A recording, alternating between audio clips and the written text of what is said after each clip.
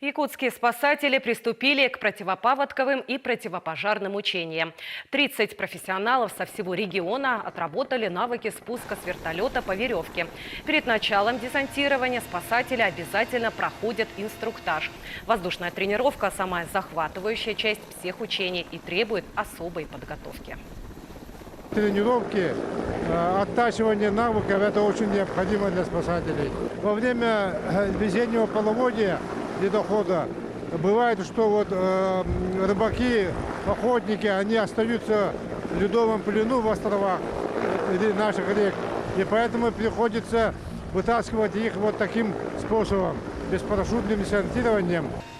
Новички спускались с 10 метров, более опытные, чтобы вспомнить свои навыки, начинали с 20.